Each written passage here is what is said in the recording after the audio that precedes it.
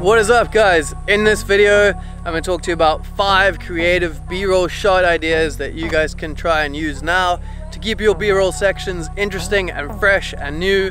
So let's get into it. B-roll is super important to help tell the story that you guys are trying to convey, and I know for myself at least I can often find myself slipping into filming the same shots every time and the same styles, and like the shots that are easy to me and that I'm used to almost become habit. I think as filmmakers it's really important to keep expanding on the shots in your little shot arsenal and to explore new movements and perspectives and keep it creative and keep your creative juices as a filmmaker flowing. So hopefully these 5 b-roll ideas that I'm going to share with you guys can help you the next time you head out to create an epic piece of content. You can hopefully integrate some of these, or at least use them as inspiration to get some of your own shot ideas and keep it fresh and new.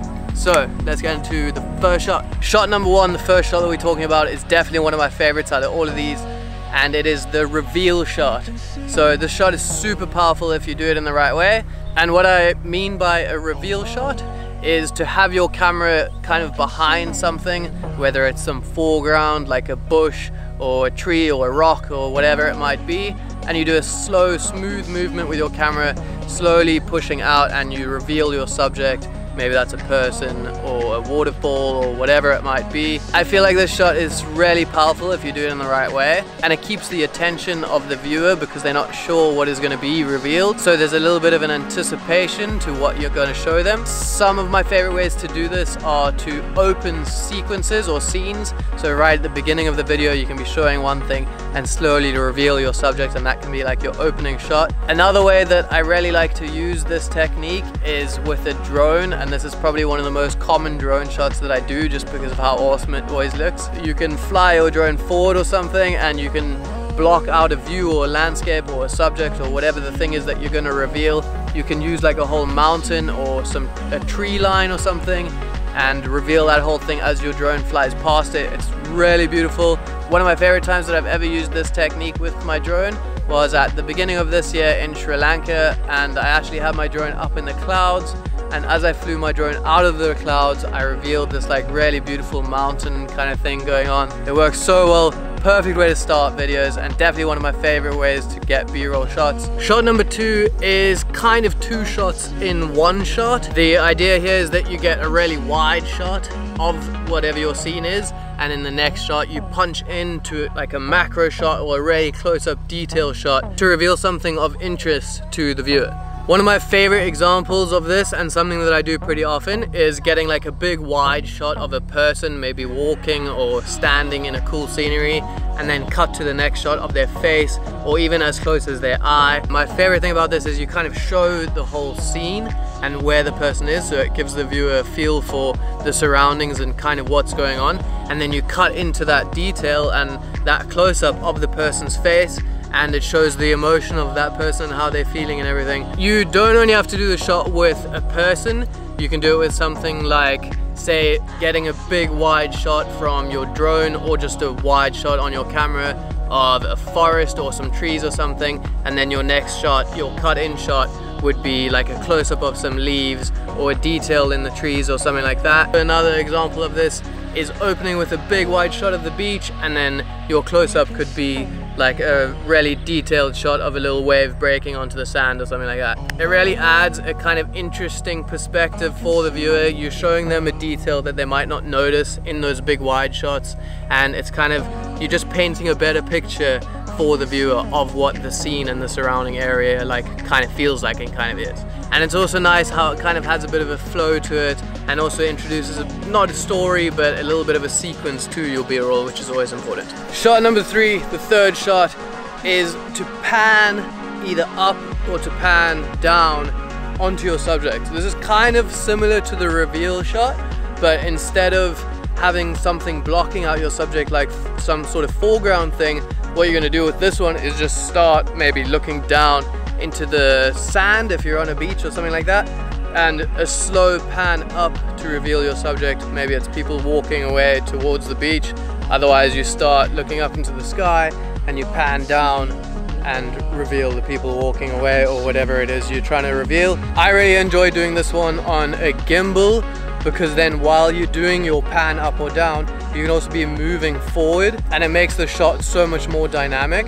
So if you guys do have access to a gimbal, try and use one of those. I think this shot is also really cool for the opening kind of shot of a video, and you reveal what's happening by starting with something that is not the subject. Really good at building a little bit of anticipation for the viewer, the same way the reveal shot does, because you're starting off not seeing what the subject is and you're kind of showing it to the audience as you pan up and you're revealing what that is. The fourth B-roll shot idea is going to be to frame your subject. If you look around you wherever you're filming your little B-roll section, try and find somewhere that you can frame up your subject, whether it's like some branches that create a bit of a frame. If you're in a more urban environment, you could look for something like a doorway or a window. You can get some really cool stuff if you just mess around with it.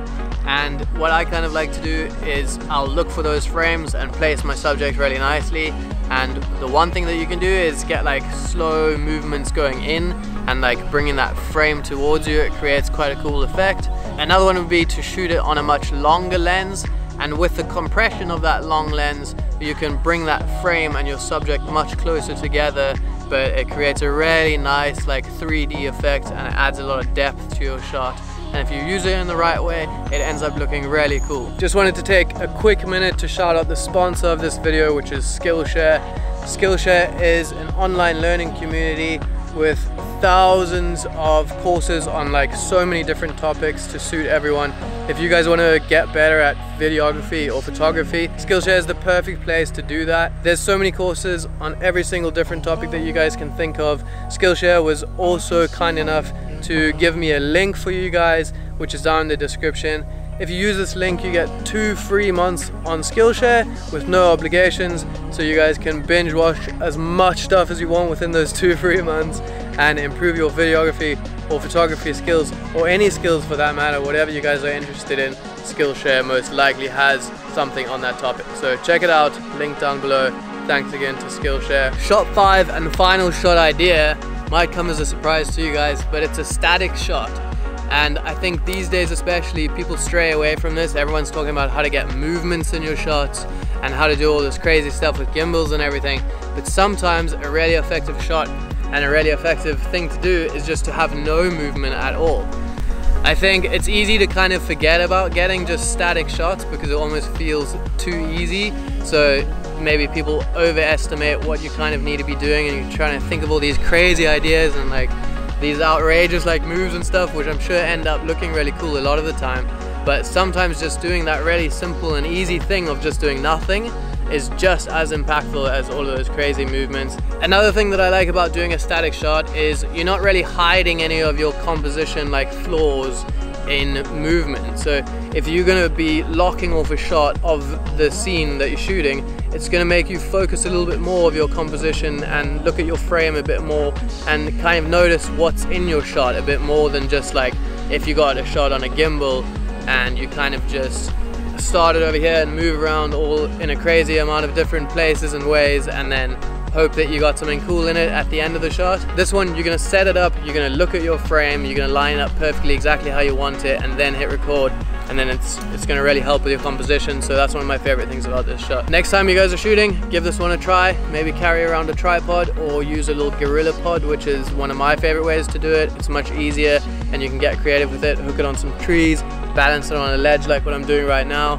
Static shots, sometimes they can be the most impactful, so give it a go. Those are the 5 B-roll shot ideas that I have for you guys today. Next time you head out and create some B-roll sequences, try use some of these.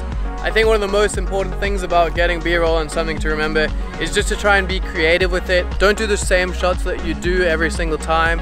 Try break out of your routine of the easy shots that you always do, the ones that you're used to, the ones that are a habit to you. Think of new ones, get creative. Try get new ones, get fresh ones, get like weird ones. Maybe a bunch of them don't work, but you'll discover cool ones like along the way, and then you can keep building that little arsenal of shot ideas and like B-roll shot ideas that you guys might have. Remember to check out Skillshare. I will leave their links down in the description below. Thank you guys for watching. I hope you enjoyed this video. Try and use some of these tips the next time you guys head out to create some B-roll sequences. I hope you enjoyed it. Hit like and subscribe, all that good stuff, and I will see you in the next one. Peace.